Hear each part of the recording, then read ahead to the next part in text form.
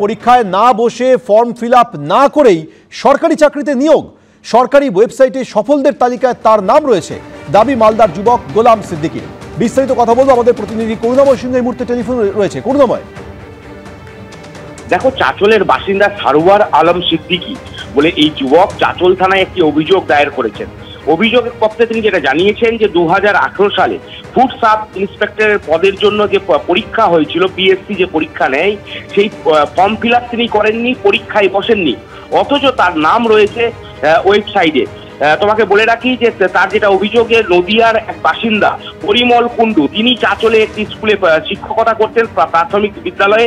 সেখানেই পরিচয় হয় এই সিদ্দিকীর এবং তারপর তোমার হচ্ছে এই পরিমল কুণ্ডু তাকে অফার দেন যে তাকে একটা পিএসসিতে সাব ইন্সপেক্টর পদে চাকরির ব্যবস্থা করে দেবেন এবং 7 লক্ষ টাকা দাবি করেন।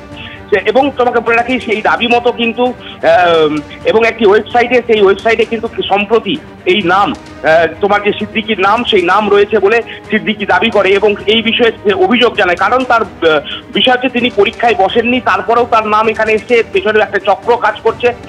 সেই চক্র যাতে দ্রুত ধরা পড়ে সেই তদন্তের জন্যই তিনি আবেদন করেছেন। যদিও যার বিরুদ্ধে এই অভিযোগ পরিমল কুণ্ডু, তিনি কিন্তু পুরো বিষয়টি অস্বীকার করেছেন যে তাকে ফাঁসানোর চক্রান্ত হচ্ছে।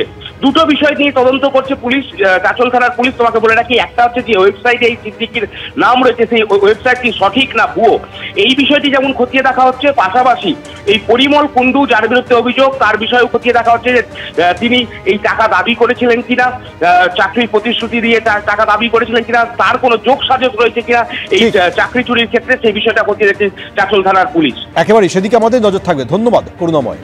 আমি চাঁচল থানায় অভিযোগ জানাতে এসেছিলাম। একজন প্রতারক, মানে একজন স্কুল শিক্ষক প্রাইমারি, এখানে 2017 থেকে 20 পর্যন্ত কর্মরত ছিলেন।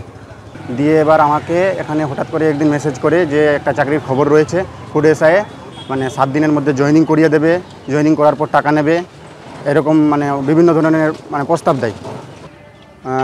পিএসসির ওয়েবসাইটে রীতিমতো উনি নামও তুলে দেয় গত 14 তারিখে।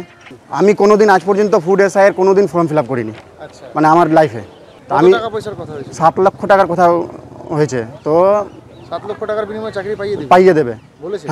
থানায় থানায় আমাকে হুমকি দিচ্ছে যে টাকা না দিলে আমাকে প্রাণে মারবে, অমুক ধমুক, এটা ওটা করে হুমকি দিচ্ছে। আর আরও দ্বারস্থ হলাম যে এই রকমের একটা পিএসসি ওয়েবসাইটে এত বড় জালিয়াতি কাজ কি করে হয়। বিহার ঝাড়খণ্ডের পর এবার প্রশ্নফাঁসের জাল মহারাষ্ট্রের নন্দের থেকে এটিএসের হাতে গ্রেফতার 2 শিক্ষক।